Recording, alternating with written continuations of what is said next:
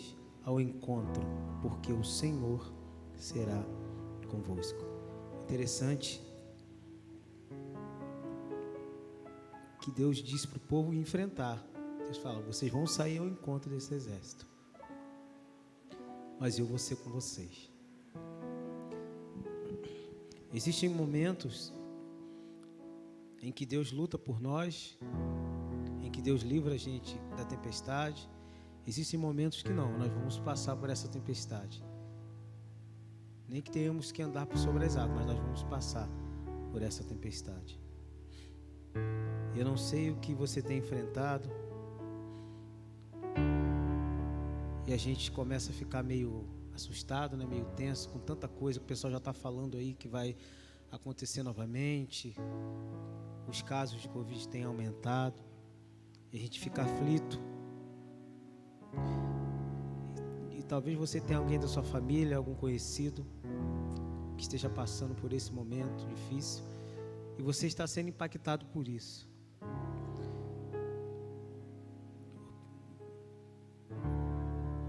Eu queria convidar você a confiar nesse Deus e a agradecer o nome dele. Porque da mesma forma que Deus foi com Josafá e o povo de Judá, Deus é comigo e com você. Deus vai falar assim para você: você vai lutar, mas eu vou ser com você. Você crê dessa forma? Então vou convidar você a adorar o Senhor nesse momento, dizer que Ele é grande e que nós estamos aqui para engrandecer o nome desse Deus.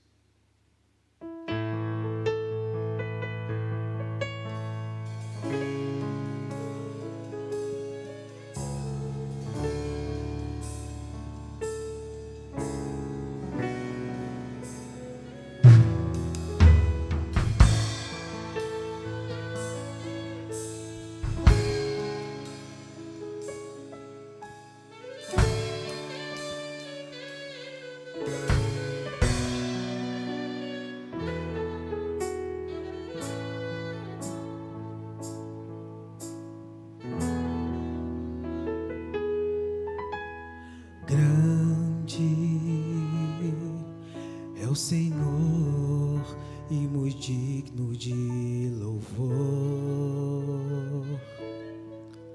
na cidade do nosso Deus, seu santo monte, alegria de toda a terra.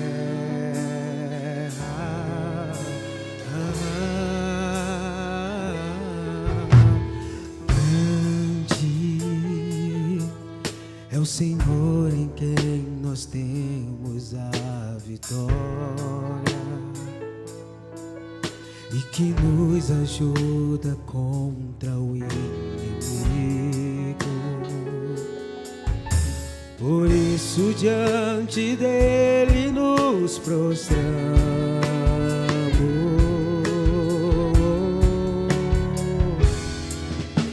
Queremos o teu nome engrandecer e agradecer-te por tua obra em nossas vidas. Confiamos em teu infinito amor, pois só tu és o Deus eterno sobre toda a terra e céu.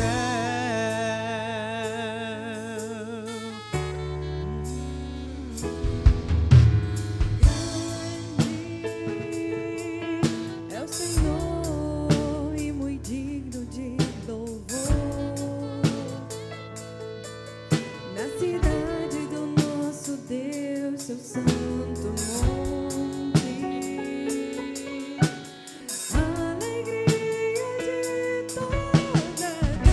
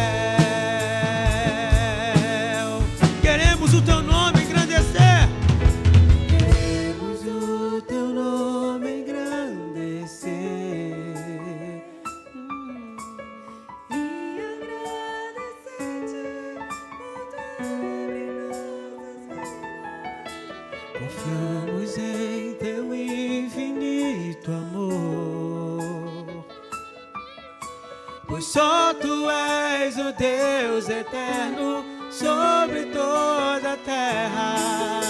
Pois só tu és o Deus eterno sobre toda a terra. Pois só tu és o Deus eterno sobre toda a terra e céu.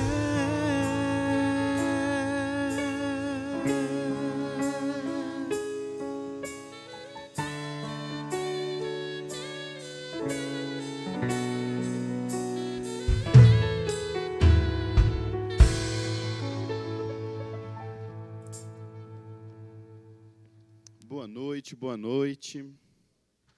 É uma alegria enorme estar com você aqui. Hoje nós estamos cultuando ao nosso Deus. Não hoje, né? Hoje estamos fazendo isso de uma forma mais direta, mais pontual.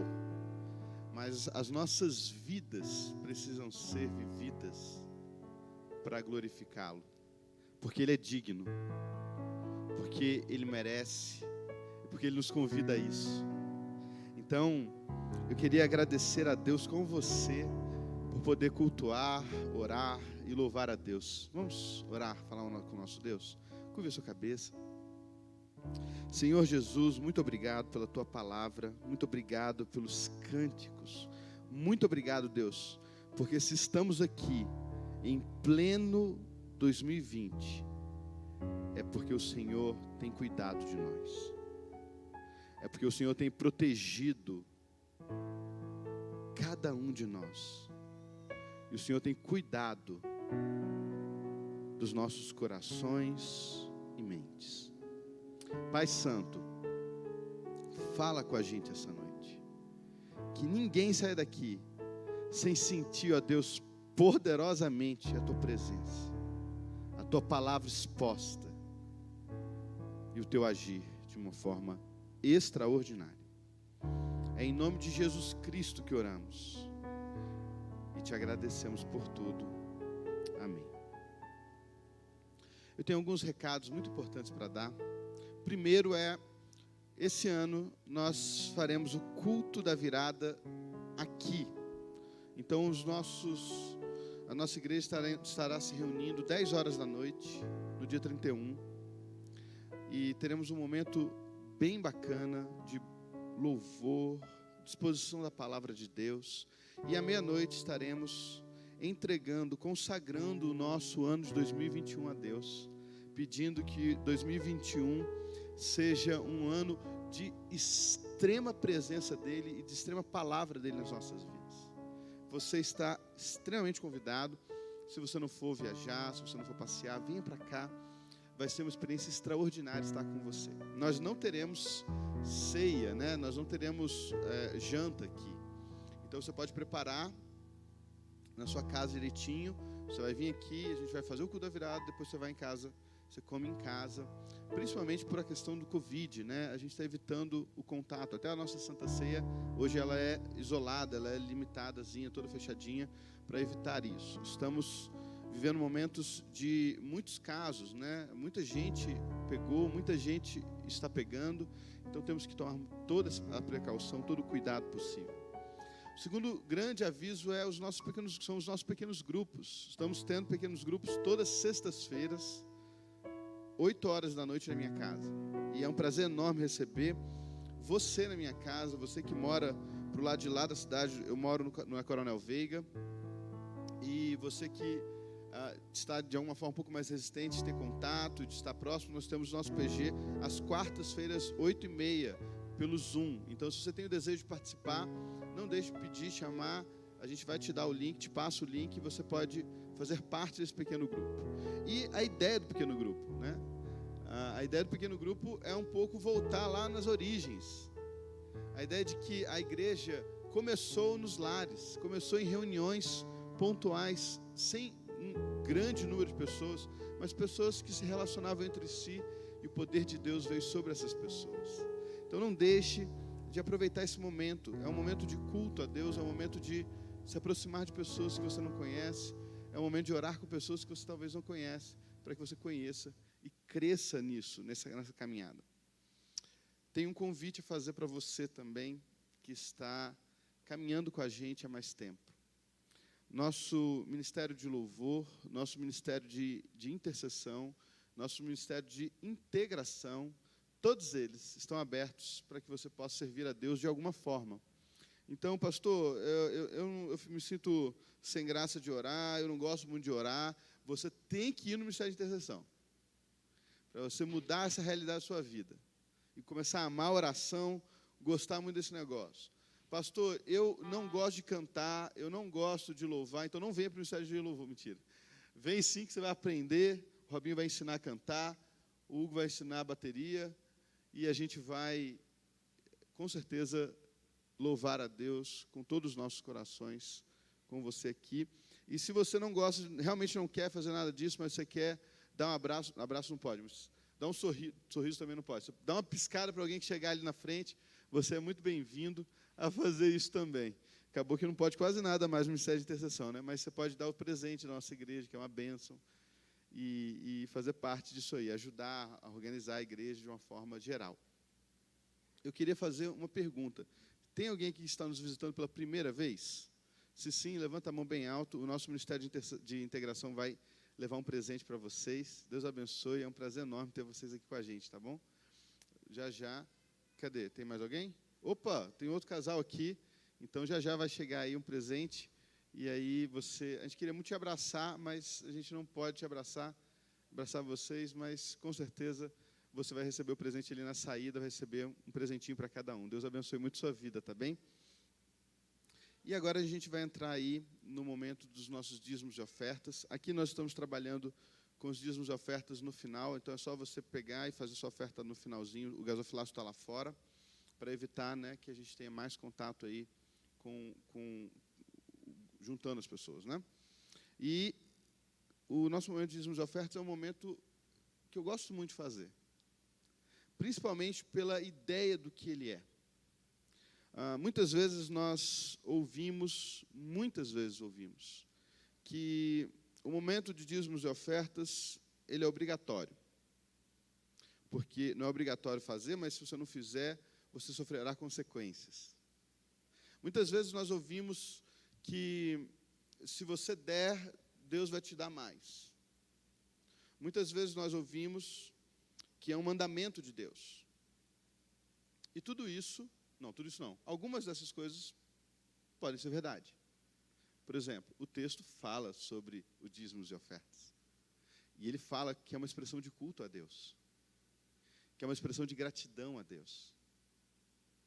Mas ele também fala que se nós formos prestar um culto a Deus e o nosso coração não estiver nisso, esse culto deixa de ser um culto. Como diz Mateus 5. Se você vai entregar uma oferta ao Senhor e você lembrar que tem alguma questão com alguém, você deixa a sua oferta ali, vai resolver o seu problema com o seu irmão, e então você volta e entrega o seu culto a Deus com os seus dízimos. Olha que interessante, o fariseu orando intensamente, dizendo que ele jejua, que ele dá o dízimo, e que ele não é como um pecador, como um publicano. E o texto diz que essa oração tem pouco valor. Olha que interessante. Dízimos e ofertas não é uma atitude para que nós nos tornamos mais arrogantes em nós mesmos. Pelo contrário, é uma expressão de gratidão a Deus. E nada que macule isso pode ser justificável.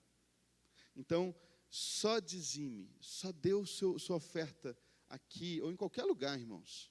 Se você tem isso muito claro no seu coração, estou fazendo isso por gratidão a Deus, estou fazendo isso por consciência, estou fazendo isso porque quero fazer, porque senão você está literalmente desperdiçando o seu dinheiro. Que Deus nos abençoe e nós possamos prestar um culto a Deus de verdade, com todo o nosso coração e todas as áreas da nossa vida, para que nós não venhamos, infelizmente, como muitos têm feito, perder dinheiro e perder a oportunidade de transmitir a Deus aquilo que está sentindo com todo o seu coração. Amém? Amém, gente? Amém. Então vamos louvar ao nosso Deus.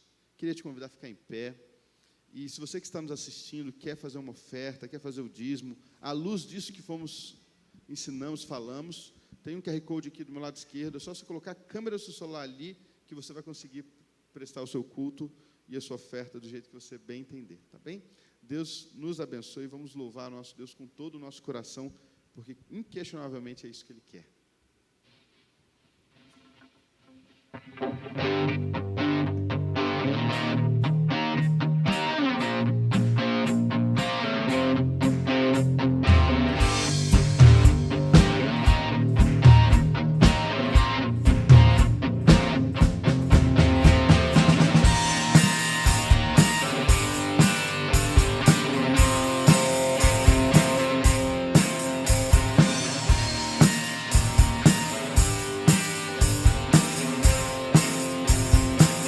Então canta, igreja.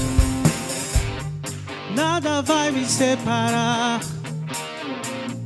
mesmo se eu me abalar, teu amor não falha.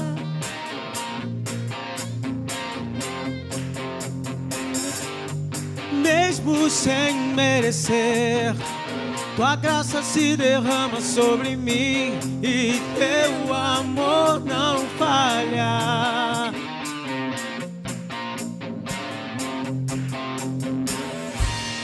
Tu és o mesmo para sempre, teu amor não muda.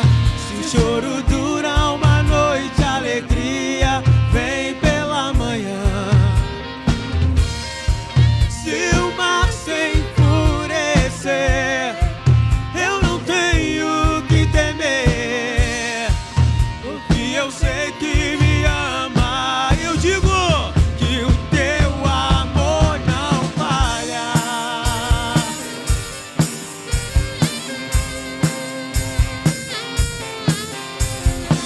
Se o vento é forte e profundo o mar, tua presença vem me amparar.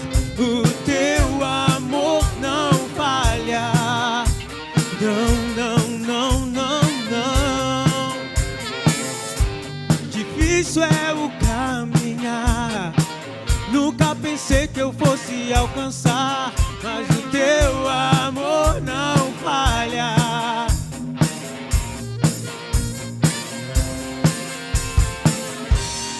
Tu és o mesmo para sempre, o teu amor não muda. Se o choro dura uma noite, a alegria vem pela manhã. Se o mar se enfurecer, eu não tenho que temer,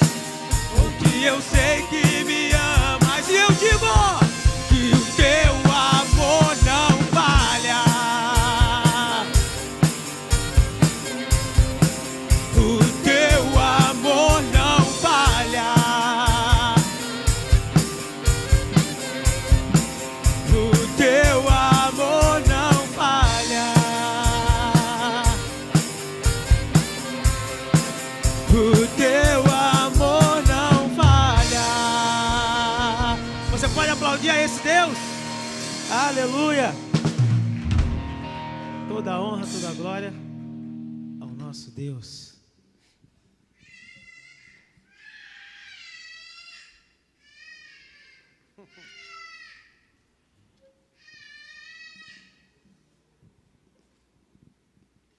Esse gosta de louvor mesmo, hein? Tu viu, né?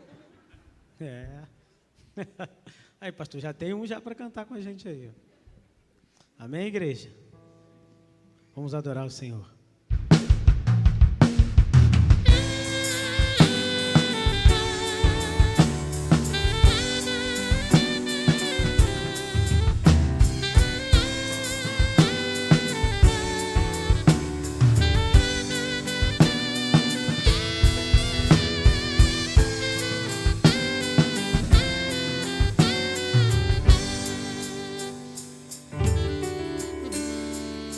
Ele exaltado, Rei exaltado nos céus, eu louvarei.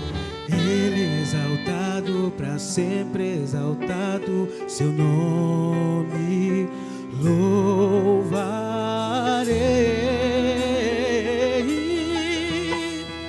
Ele é o Senhor, sua verdade vai sempre reinar. Terra e céus glorifiquem seu santo nome. Ele exaltado, Rei exaltado no céu. Ele exaltado, Rei exaltado nos céus, eu louvarei. Ele exaltado, para sempre exaltado, seu nome louvarei.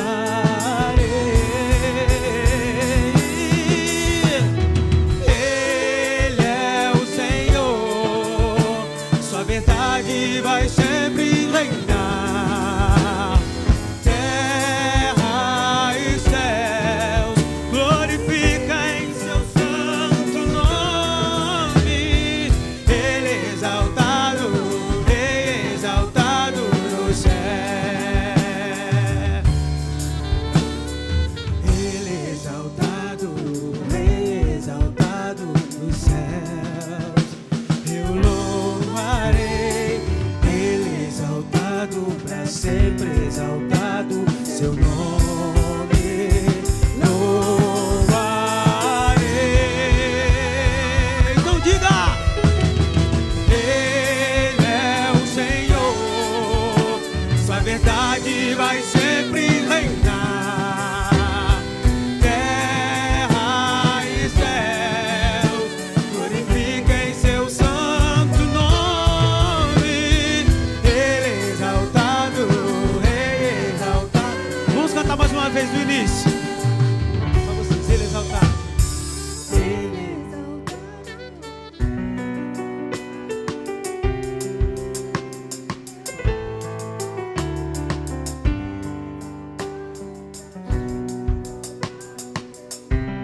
todos louvarei. Adora Ele. Ele é o Senhor, sua verdade vai sempre reinar. Terra e céu glorifiquem seu santo nome. Ele exaltado, Rei exaltado no céu. Ele é o Senhor. Ele é o Senhor, sua verdade vai sempre reinar. Terra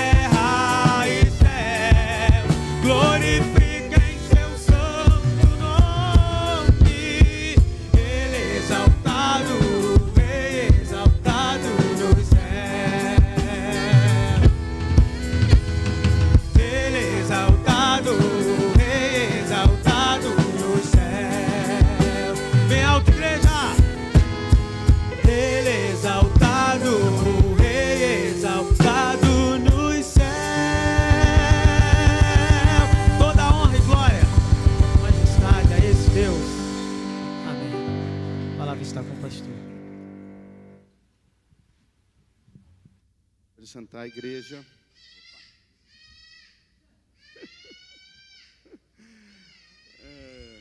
O negócio não é o louvor, o negócio é parar. Quando a gente para aqui, não pode parar. Gente, que alegria é poder estar com você aqui hoje. E eu recebi aqui um pedido para falar sobre um chaveiro que foi achado aqui na calçada da frente da nossa igreja. Tem um skate de alumínio azul. Então, se for de alguém, é só falar comigo aqui no final. A gente não vai cobrar nada para devolver, tá bom? Gente, que alegria é poder estar com vocês. Você que está nos assistindo, eu sei que tem bastante gente nos assistindo. Os nossos cultos online, ele tem batido aí uma média de 100 a 120 visualizações. Isso quer dizer que nós temos tido um público um pouco maior do que nós tínhamos antes da pandemia. E isso fala bastante sobre o que estamos pregando e como estamos pregando, o que estamos fazendo para a glória de Deus. Então, não deixe de assistir, não deixe de divulgar e não deixe também de orar por nós, para que a palavra de Deus possa realmente atingir e alcançar pessoas. Amém? Vamos, então, ler o texto bíblico com toda a reverência, mas ainda sentados. Leamos Atos dos Apóstolos, capítulo 2, versículo 42 ao 47. Pastor, o mesmo texto do domingo passado, Porque domingo passado nós falamos sobre as características de uma igreja unida. Só que quando nós vamos ao texto, nós vemos que o texto faz questão de dizer muitas outras coisas. Então, hoje eu quero só terminar, pincelar e encerrar, então, a nossa série de mensagens até sermos um. Estamos aí refletindo sobre a unidade da igreja com Deus e com os seus irmãos. Atos dos Apóstolos, capítulo 2, versículo 42 ao 47. Diz assim a palavra de Deus, com toda reverência, mas ainda sentados leiamos. E perseveravam na doutrina dos apóstolos e na comunhão, no partir do pão e nas orações. Em cada alma havia temor, e muitos prodígios e sinais eram feitos por intermédio dos apóstolos.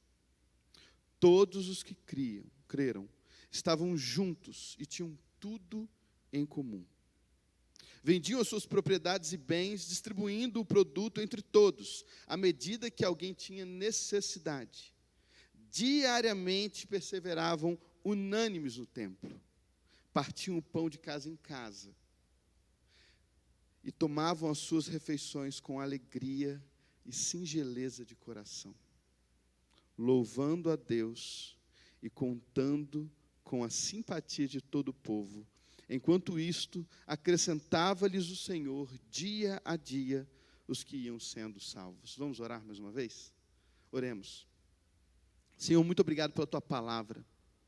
E a nossa oração, Deus, é que a Tua palavra transforme de uma forma poderosa, nos convença de tudo que precisamos refletir e pensar. Porque a Tua palavra, Pai, é a Tua expressão para os nossos corações. Fala com a gente hoje, que nós possamos sentir o Senhor transformando os nossos corações de uma forma poderosa. É em nome do Seu Filho, o nosso Redentor, que oramos. Amém. Bem, aqui nós vamos olhar com muita atenção para alguns versículos específicos. Essa igreja é uma igreja que ela nasceu a partir de um grupo de homens e mulheres que se reuniam para orar. Ela foi gerada diante, não da especulação de uma ressurreição, mas da consciência, do testemunho dessas pessoas que viram o Cristo ser morto e viram Ele ressurreto. Então, segundo Mateus, quando Jesus está indo assunto ao céu, Ele fala, vocês serão minhas testemunhas. Vocês pregarão, vocês avisarão, vocês anunciarão aquilo que vocês viram. A ponto de João, na sua primeira carta, dizer que o que ele quer desde o princípio, o que temos visto, o que temos ouvido com os nossos ouvidos e as nossas mãos apalparam, isso anunciamos acerca da palavra da vida. Olha que interessante. Eles falam de algo que eles viveram. Paulo chega ao ponto de dizer aos Gálatas, à igreja da Galácia, dizendo o seguinte: olha, o evangelho que eu anuncio a vocês, eu não aprendi de homens, eu não recebi por ensino ou por doutrina de ninguém, mas o próprio Senhor Jesus se revelou.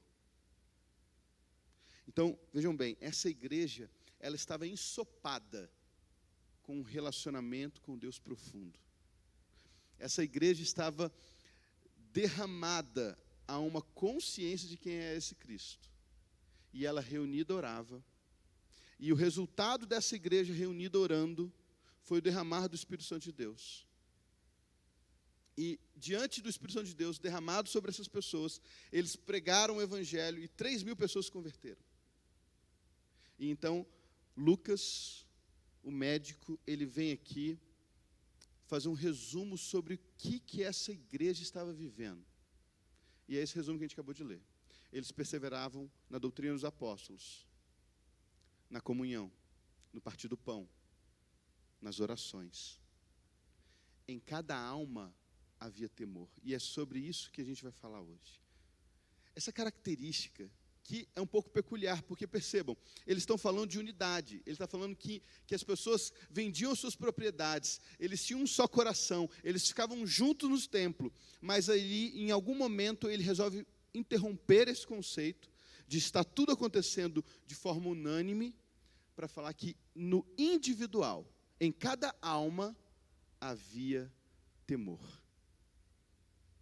Não é interessante quando ele está fazendo uma narrativa do conjunto, ele parar para falar do indivíduo? E isso eu queria chamar a sua atenção, porque essa característica da unidade, na verdade, aqui está invertida. Não é uma igreja unida que sente temor. São indivíduos individuais, pessoas únicas, que estão sentindo temor a Deus e acabam se unindo por causa disso. Não é a inversão disso. Não é porque eles são unidos que eles temem a Deus, porque nós podemos nos unir para fazer coisas erradas, não concordam? Você junta 8 pessoas para fazer um assalto, aquilo ali é uma quadrilha.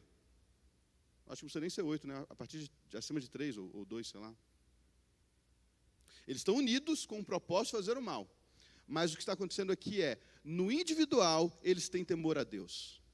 E porque eles têm temor a Deus, naturalmente eles se unem com aqueles que têm ou participam desse mesmo espírito, dessa mesma ideia.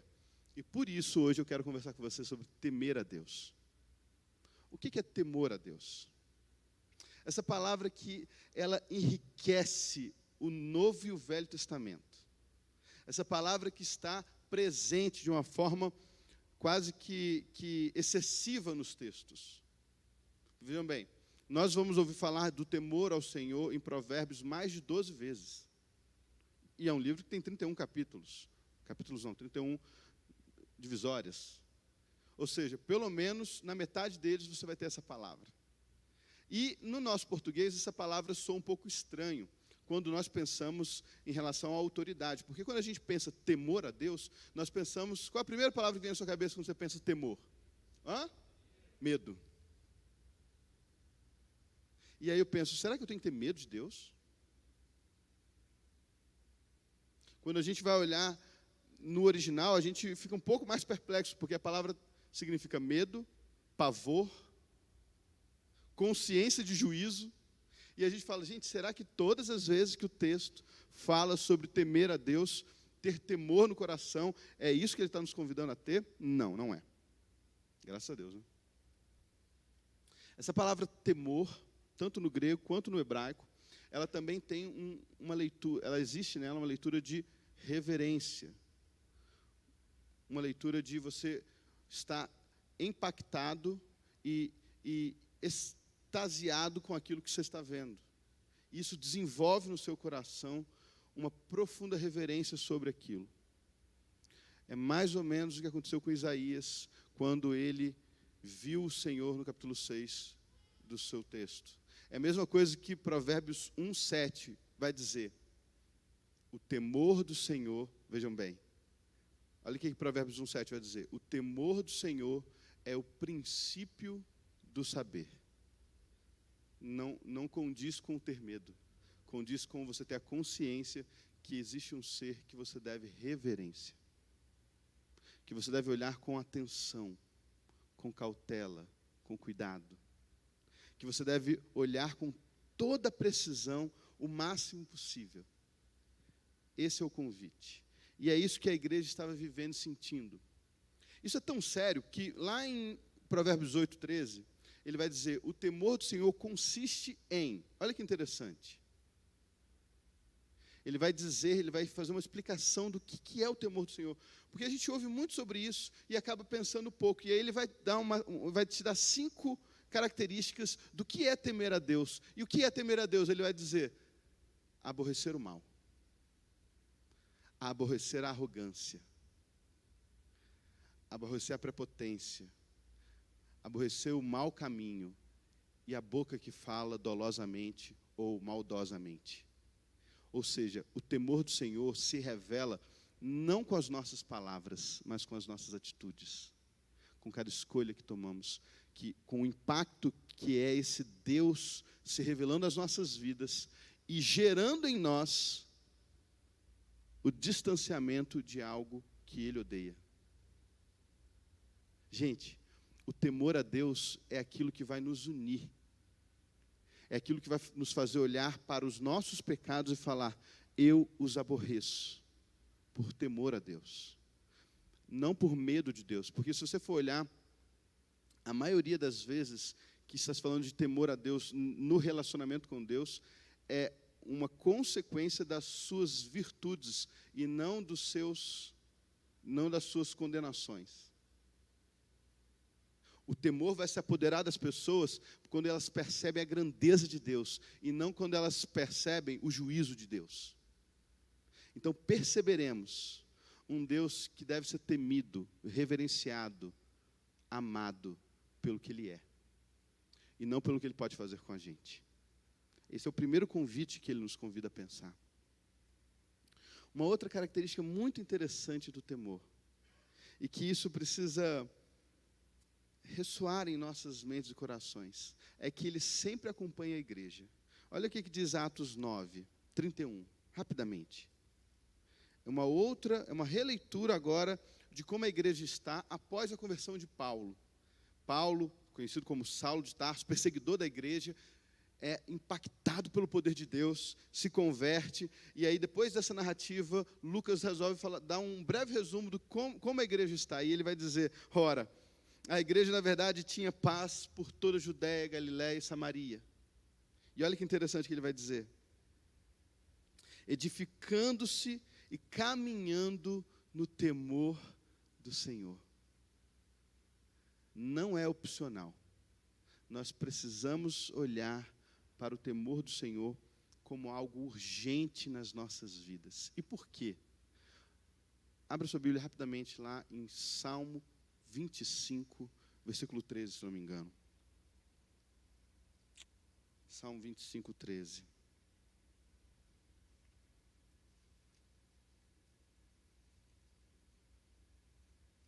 Aqui nós entendemos o porquê que isso não pode ser jamais, 14, Salmo 25, 14. Não pode ser jamais algo opcional para a igreja de Cristo. Olha o que diz Salmo 25, versículo 14. A intimidade do Senhor é para os que o temem. A intimidade do Senhor é para os que o temem. E o que é intimidade? O que seria intimidade? O que o salmista está querendo dizer com isso?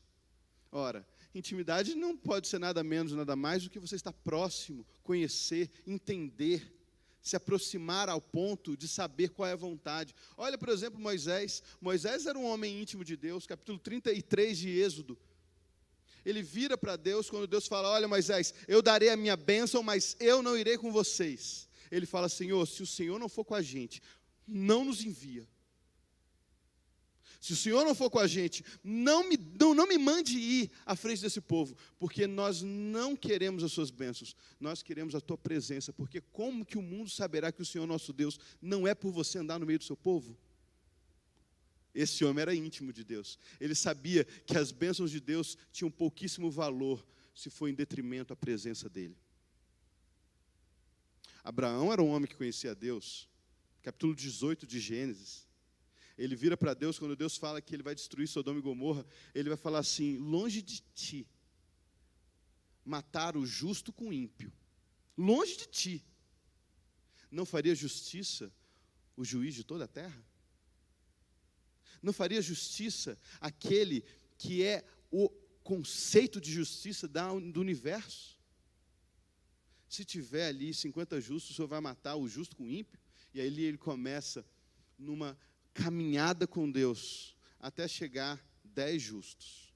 No outro dia, a cidade tinha sido consumida, e o único justo que estava ali foi tirado. Ele era íntimo de Deus, porque ele sabia que Deus jamais estaria em contradição com aquilo que ele afirmava ser. Pessoas que conhecem Deus são íntimos de Deus, mas só aqueles que o temem realmente vão conseguir conhecê-lo. Por isso que intimidade com Deus está atrelada a temor. E temor não pode ser algo que você negocia. Você não pode, e nem eu, e nem ninguém, caminhar com Deus sem ter a consciência de quem esse Deus é e do quanto Ele é digno. E do quanto Ele é merecedor. E normalmente a ausência de temor está vinculada ao que eu acho, o que eu acho mais interessante, ou o que eu quero para a minha vida, normalmente os meus pecados. Uma vida de pecado é uma vida que contradiz o temor ao Senhor. Por isso, nós não podemos, em hipótese alguma, flertar com isso. E por isso esse é o pilar, talvez, da unidade da igreja. Porque aqueles que o temem, o obedecem. E aqueles que o obedecem, caminharão juntos. Porque esse é o convite de Jesus, em João 17, 21, dizendo: Pai, meu Pai, que eles sejam um como eu sou em ti e tu és em mim, para que o mundo creia que tu me enviastes. Aqueles que temem a Deus não flertam, em hipótese alguma, com não andar com a pessoa que está do seu lado. Amém, igreja? Que nós andemos juntos por temor a Deus. Uma segunda característica, que essa sim me faz refletir muito ao nosso evangelho, é a alegria. Olha o que diz o versículo 46. Diariamente perseveravam unânimes no templo, partiam pão de casa em casa e tomavam as suas refeições com alegria e singeleza de coração. Aqui é uma das coisas que me deixa mais em crise. Sabe por quê? Na nossa realidade, nós ficamos cada vez mais felizes quando nós ganhamos melhor, não é isso? Quem é que prefere perder uma parcela do seu salário em detrimento de ganhar um aumento de salário? Eu nunca vi alguém me chamar no gabinete para falar assim: pastor, vamos louvar a Deus comigo porque o meu salário foi reduzido pela metade. Você já conheceu alguém assim? Mas já aconteceu comigo, falou assim: pastor, vamos orar comigo porque eu recebi uma promoção.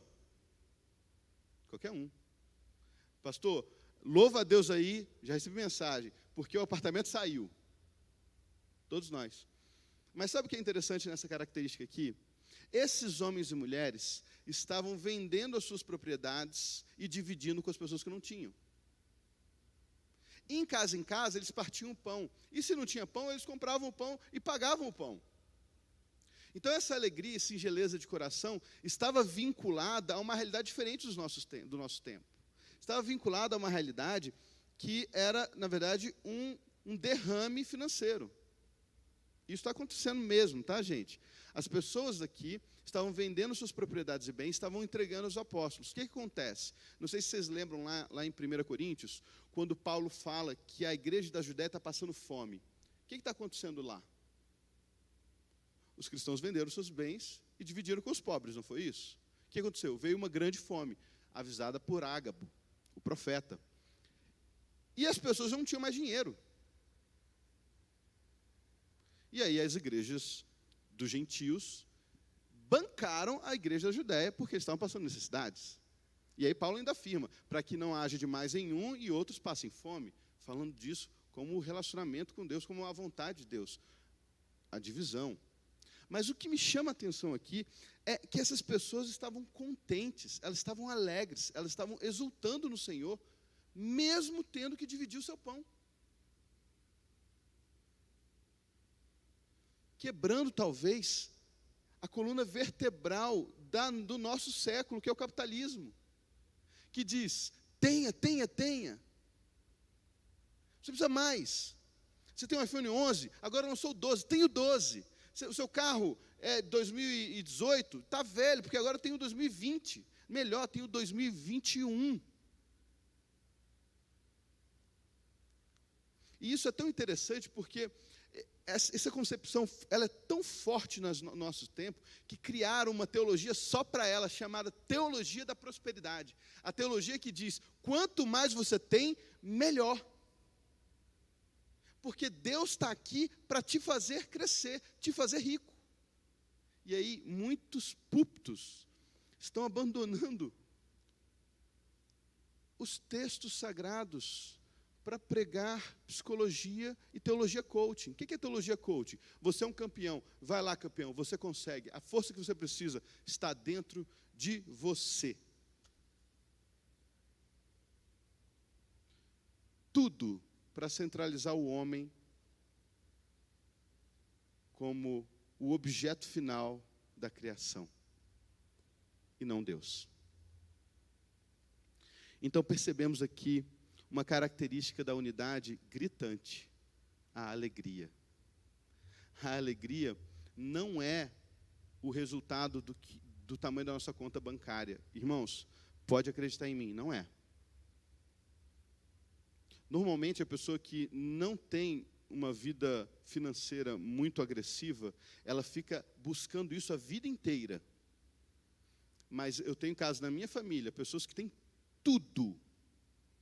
Tem tudo. Pode morar onde quiser. Já moraram nos bairros mais nobres do Rio de Janeiro. Pagam os condomínios mais caros do Rio de Janeiro. Tem os melhores carros que o dinheiro pode comprar. E entraram em depressão.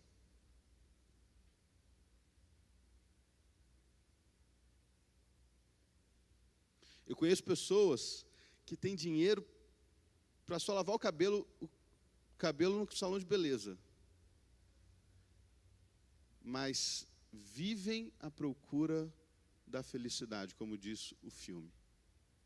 E aquele filme, que eu esqueci o nome do autor agora, rapaz, aquele cara que fez o Maluco no Pedaço, Will Smith, que o Will Smith fez, resume a alegria com o sucesso financeiro. Perceberam aquilo?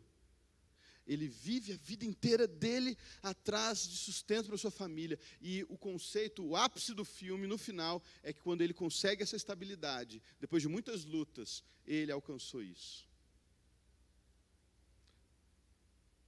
A maior mentira que o mundo pode dizer é que a sua felicidade vem do quanto você tem. Porque o texto está dizendo que o amor ao dinheiro, segundo 1 Timóteo, é a raiz de todos os males. Jesus, em Mateus 6, vai afirmar categoricamente que se nós colocarmos os nossos corações no tesouro, nada teremos, porque o tesouro dessa terra, ela é consumida e corroída pela traça e pela ferrugem.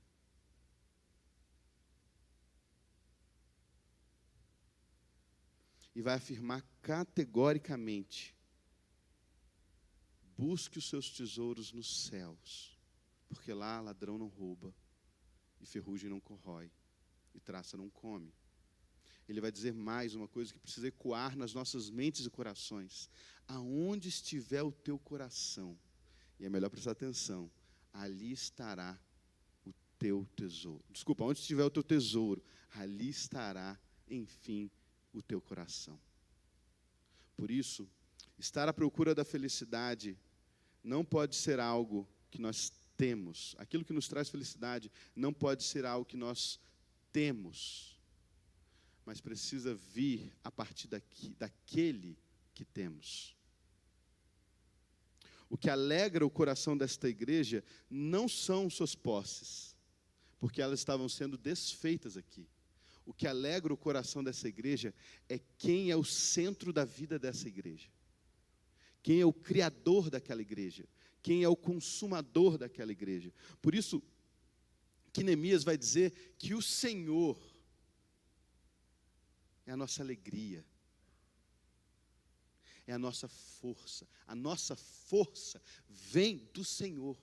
Por isso que quando Paulo está lá em Atenas, em Atos 17, ele está falando, e os atenienses estão falando assim, o que esse cara está falando? Por que ele não para? O que esse tagarela fala e fala e fala? Ele não para de falar porque ele está sendo consumido por essa compreensão de que foi alguém dado por ele, muito valioso. E hoje ele tem acesso a ele, e ele quer que os atenienses também tenham. Por isso ele não se cala. Quando os anjos, em Lucas 1, se aproximam, tanto de Zacarias, quanto de Maria, eles vão afirmar, tanto para os pastores, agora em Lucas 3, 2, eles vão afirmar o seguinte: vos nasceu uma criança. Zacarias, a sua mulher vai ter um filho, e isso vai ser motivo de muita alegria. Sabe por quê? Não é porque ela é estéril e vai ter filho, não, mas porque ele vai preceder o Senhor, ele vai preparar o caminho para ele, porque o Salvador está chegando, vocês vão se alegrar por isso. Maria, ele vai virar assim: Maria, você é favorecida, porque no teu ventre vai nascer uma criança, e ele será conhecido como o príncipe da paz. Então, quando Ana pega ele, vê ele, ela glorifica a Deus e fala para todo mundo. Quando Simeão pega ele louva a Deus e fala assim: agora pode levar o seu servo, Senhor, porque ele viu a tua salvação. A mensagem do Evangelho precisa ser uma mensagem de alegria. Precisa ser uma mensagem que te impulsiona, que fala assim: meu Deus, algo foi feito por mim, alguém foi entregue por mim. E esse alguém, meu irmão e minha irmã, esse alguém, ele era tudo. É porque temos Cristo que os valores do mundo são desfeitos. E é por isso que a caminhada da igreja, paralelo ao que o mundo tem apresentado, é uma aberração biblicamente falando, porque contradiz. O mundo está dizendo: você será feliz quando você tiver a família perfeita, o trabalho perfeito, o corpo perfeito, a conta bancária perfeita. E o Evangelho está falando: você será feliz quando você tiver o Senhor perfeito. Essa é a grande diferença do Evangelho para o que o mundo apresenta em suas religiões. E isso, inquestionavelmente, é uma característica do que nos une. Inquestionavelmente, é uma característica daquilo que nos transforma e nos molda a caminhar juntos. Agora, o terceiro ponto da nossa mensagem está no versículo 47. Olha que interessante o versículo 47. Vou ler o finalzinho do 46 também. Vou ler os dois. Diariamente perseveravam unânimes no templo, partiam o pão de casa em casa e tomavam as suas refeições com alegria e singeleza de coração, louvando, irmãos, louvando a Deus e contando com a simpatia de todo o povo. Já parou para pensar que essa igreja tinha menos motivos para ser gratos do que nós? Alguém está com calor aqui? Levanta a mão. Não? Por que não? Porque tem duas máquinas funcionando aqui para deixar o nosso ambiente extremamente confortável. Tem alguém que não está ouvindo a minha voz? Não. Porque temos dois outros instrumentos que estão amplificando a minha voz. Amplificando mesmo, né? É isso mesmo. Você não vai me abraçar, mas se você me abraçasse, o pastor de vocês está cheiroso. Porque além de tomar um banho, ele ainda passou perfume, mesmo sabendo que não ia abraçar ninguém. Gente, nós temos regalias que deveriam encher os nossos corações de alegria pulsante. Mas nós não temos. Mas, por outro lado, nós também não temos, muitas vezes, um coração de louvor e agradecimento a Deus. E eu fico pensando, por quê?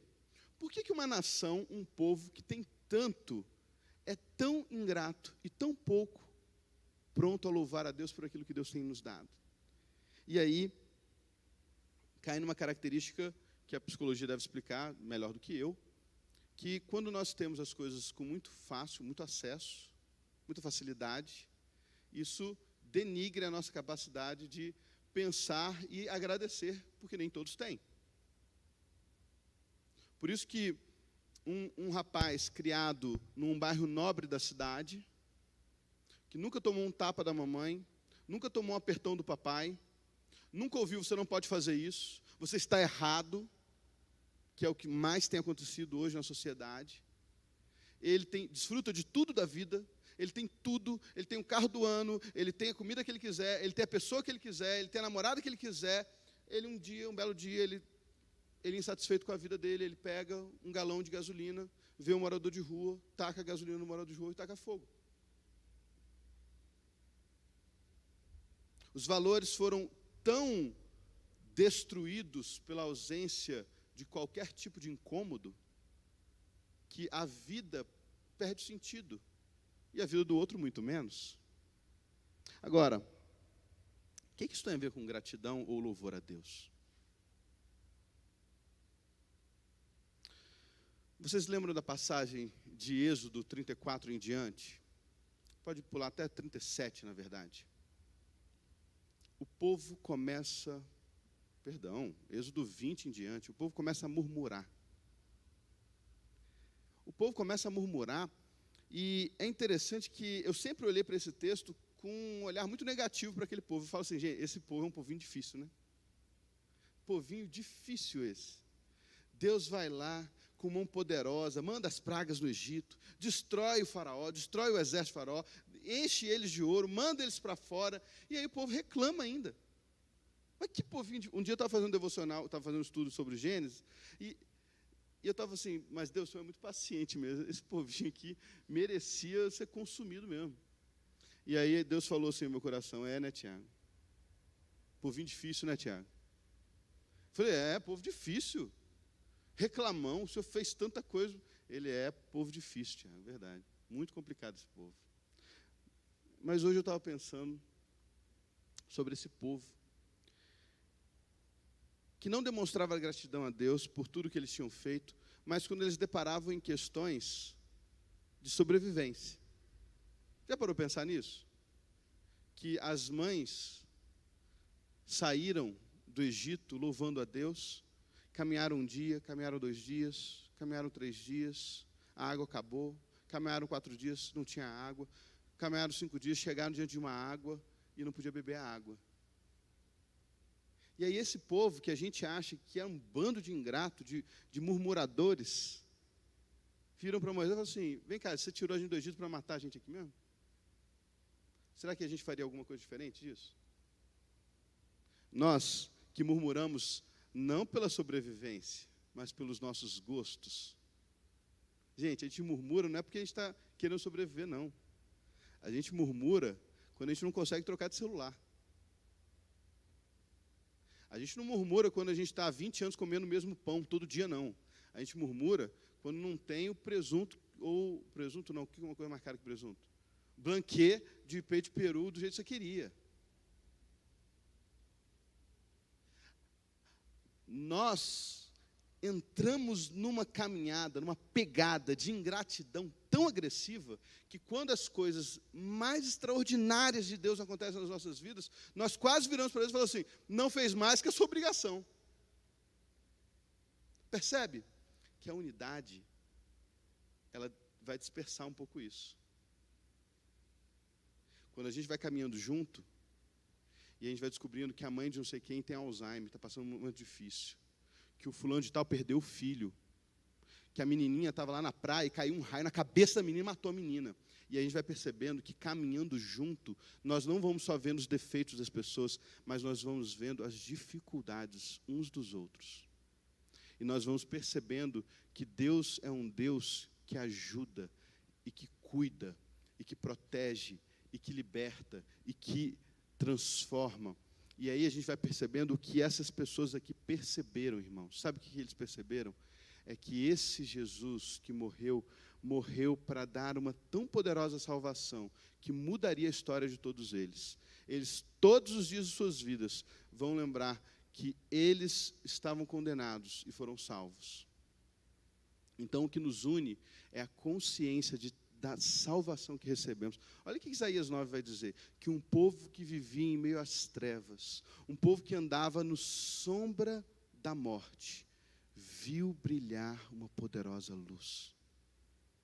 Olha o que Jesus vai dizer, lendo Isaías. Ele vai dizer que o Espírito do Senhor está sobre mim, para pregar o quê?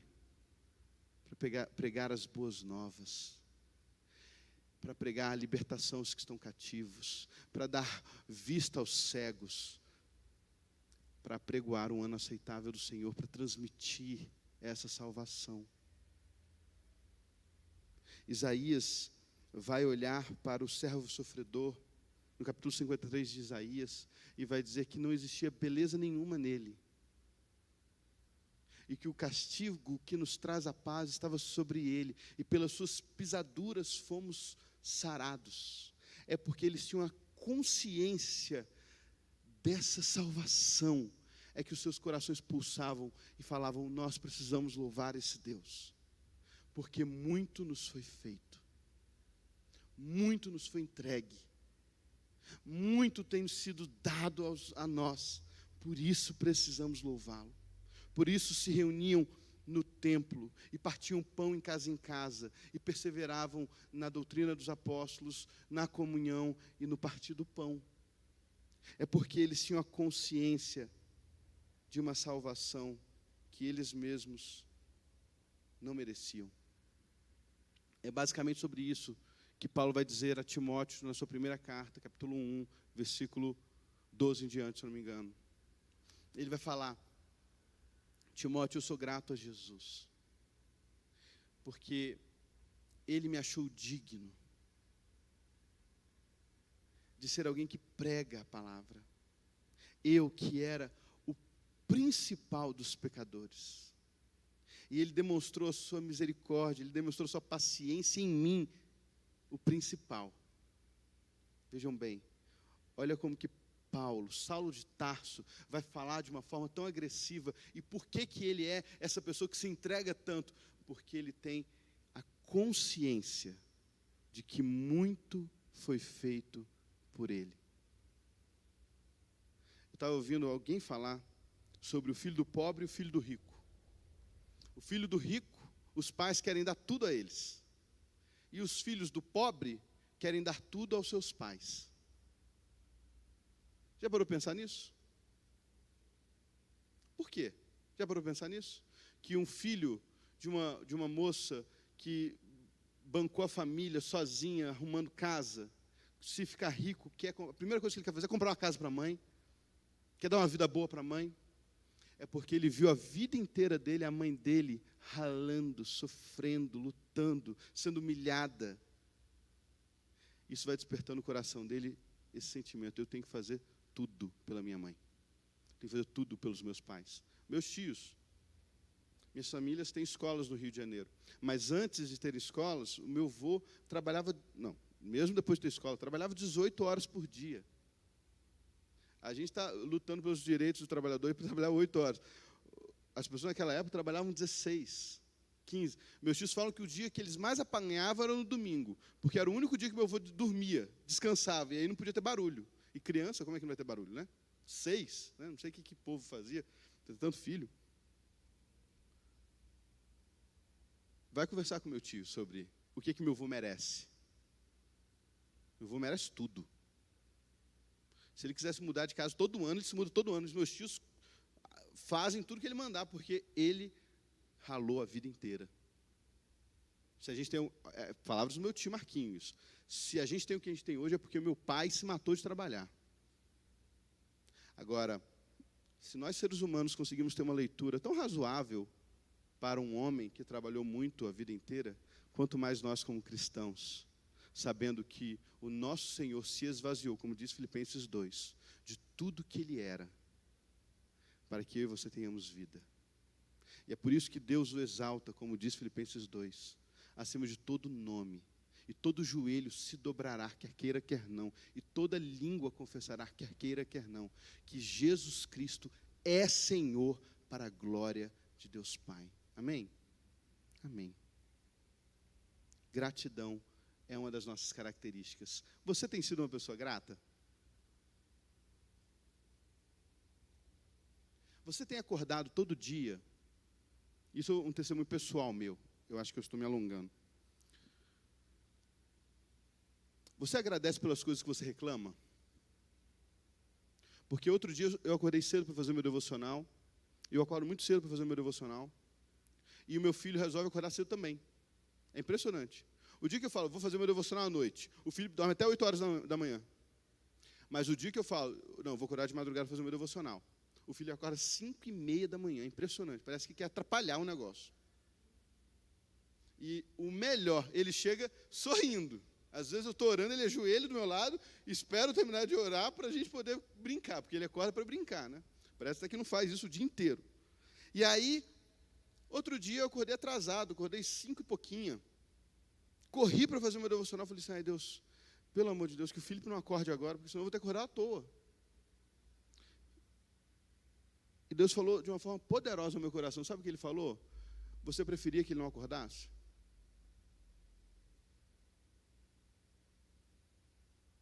Percebe? Como que nós podemos ser ingratos por uma bênção de Deus? O meu filho acorda. Toda manhã meu filho acorda.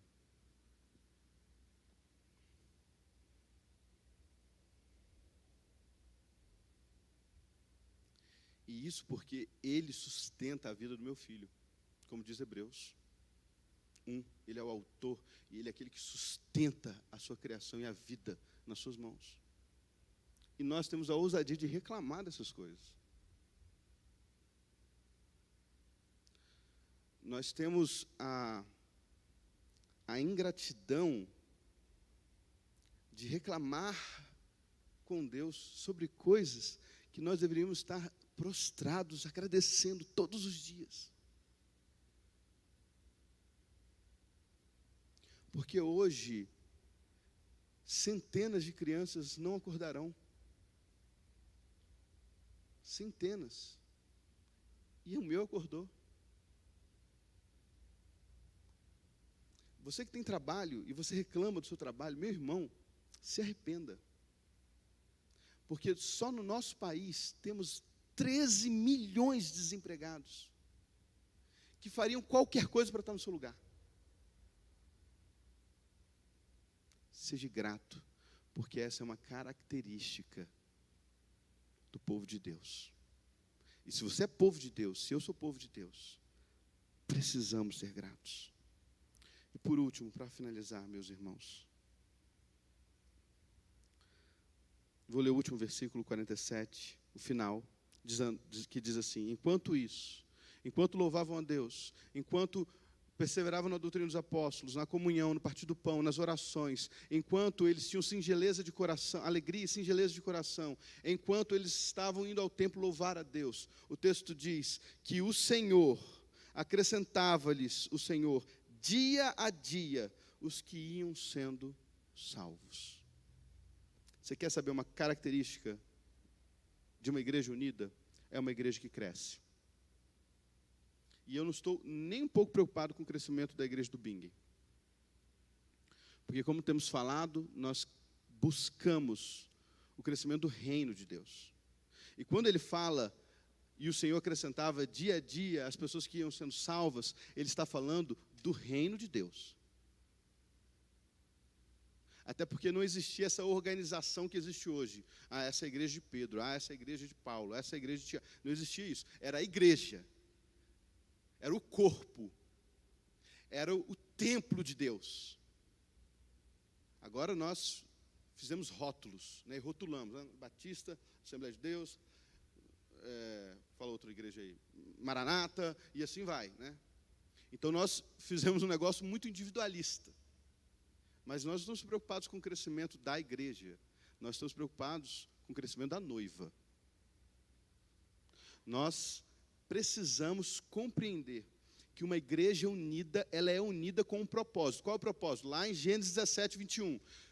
Pai, que eles sejam um, para que o mundo creia que tu me enviaste. Esse é o propósito de uma igreja unida. O propósito de uma igreja unida não, o gasofilácio não está aqui, não é ter uma receita maior, não é atingir milhões de pessoas para colocar alguém no governo. Não é você massagear o ego do pastor. O propósito da igreja cristã, a igreja que foi implantada por Cristo e enchida pelo Espírito, é que o nome de Jesus alcance as pessoas que Ele assim o desejar. Precisa ser. Se nós nos perdermos por qualquer motivo, veja bem, gente, o papel da igreja não é nem cuidar do pobre. É um braço da igreja, tá? Nós devemos fazer, obedecer o texto que nos convida a fazer. Mas esse não é o propósito final da igreja, não. Não é. A proposta final da igreja é anunciar o reino de Deus. Também cuidando do oprimido, também cuidando das viúvas, também cuidando dos dependentes químicos, mas também cuidando dos milionários, dos bilionários, também cuidando das viúvas, mas também cuidando dos casais, também cuidando dos idosos, mas também cuidando dos novos, para que todos, em Jerusalém, em Samaria e até os confins da terra, este nome, o nome do seu Senhor e do meu Senhor, seja pregado. Amém? É por isso que andamos unidos. É com esse fim, com esse propósito. É por isso que você tem que caminhar, não é uma opção, com a pessoa que está do seu lado, do outro lado. É por isso que você precisa ser um com Deus e automaticamente ser um com o seu irmão, que é um com Ele. É isso que ele vai falar no versículo 22. Que como és tu em mim, ó Deus, e eu em ti, ó Pai, sejam eles em nós. Capítulo 17, versículo 21, desculpa. Olha que interessante, irmãos. A unidade é para o crescimento da igreja de Cristo. Nós não podemos, primeiro, ter medo do crescimento. Segundo, ter idolatria pelo crescimento. Tem gente que só está preocupada com o número. Tem gente que só quer ver a igreja cheia. Porque tem, muitas vezes, ideias próprias que querem atingir. Esse não é o propósito da unidade da igreja. Esse é o propósito de uma pessoa específica que está à frente de uma igreja específica. O conceito da igreja é andar juntos para atingir mais pessoas possíveis para o nosso Senhor ser glorificado. E qualquer coisa que se desvie disso é um erro e muito provavelmente um pecado. Que nós sejamos impactados pela unidade da igreja, pelas delícias que existem no caminhar junto, por poder, irmão, saber que eu não estou sozinho. Tem coisa mais difícil do que andar sozinho? Tem coisa mais difícil do que se sentir só?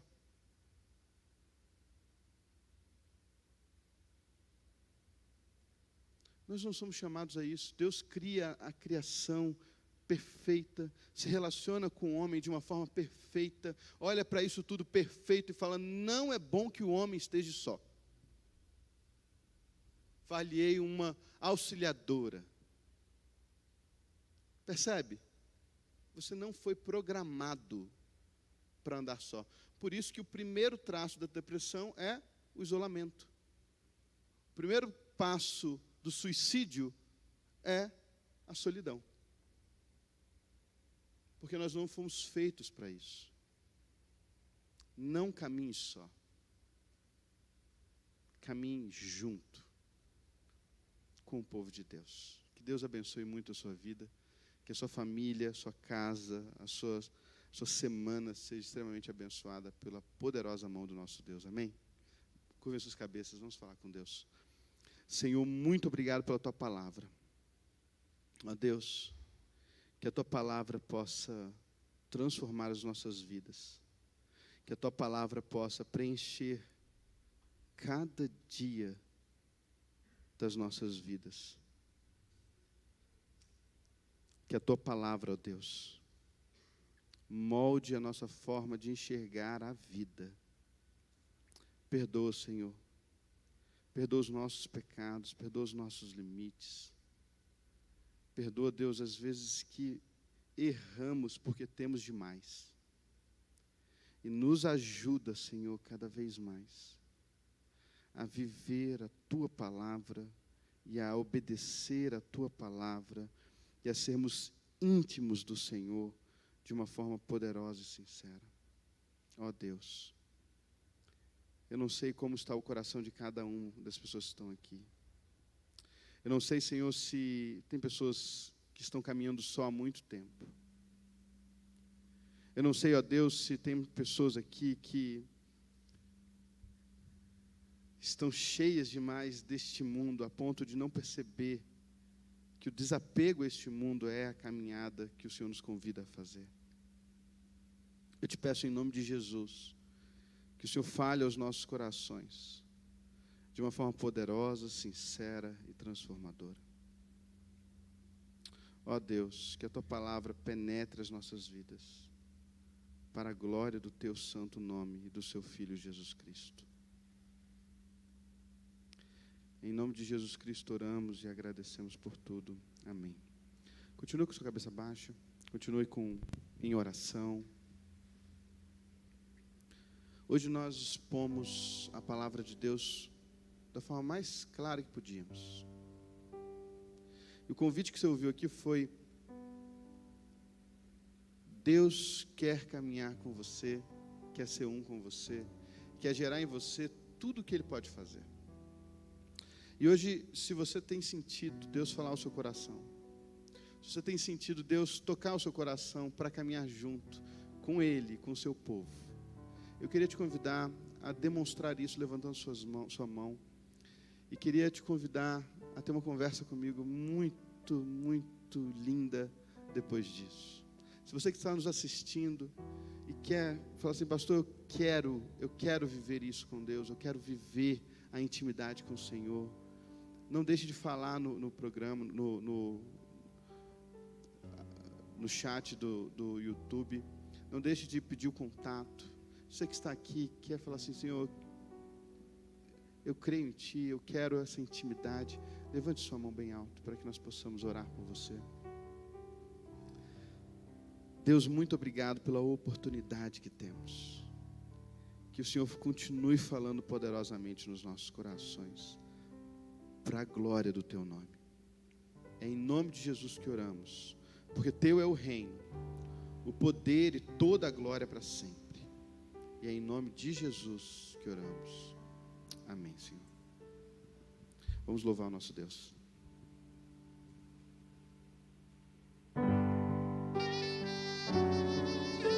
Você pode se colocar de pé?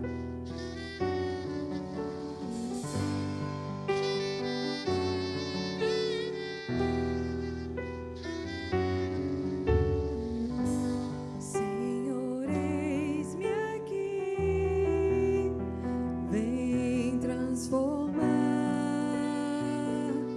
meu ser no fluir da graça que encontrei em Ti.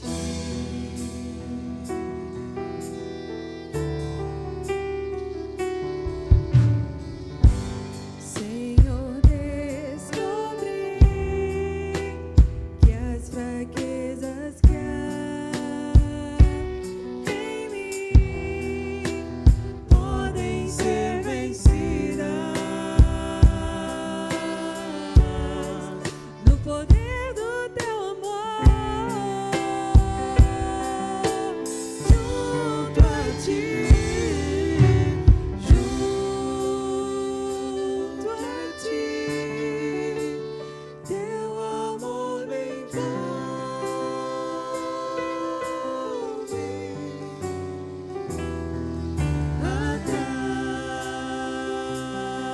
atrai-me pra o Teu lado estar.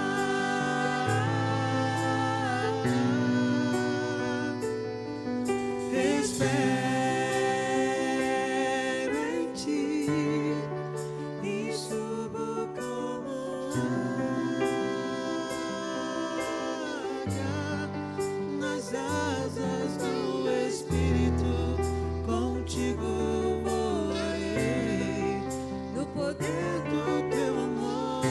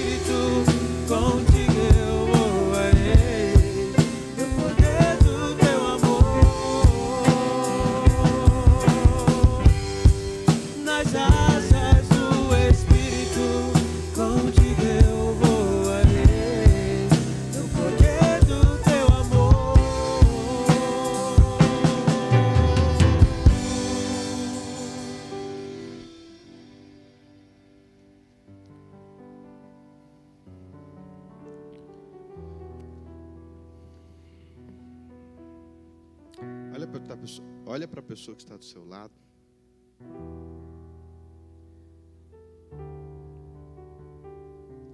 Fala assim para ela assim, ó. Eu sei que tem gente que não gosta disso, mas isso é muito importante, tá? Que a graça do nosso Senhor Jesus, que o amor de Deus o Pai e as doces consolações do Espírito seja sobre você e sua casa, em nome de Jesus. Amém. Deus te abençoe, meu irmão e minha irmã. Uma semana abençoada para todos nós.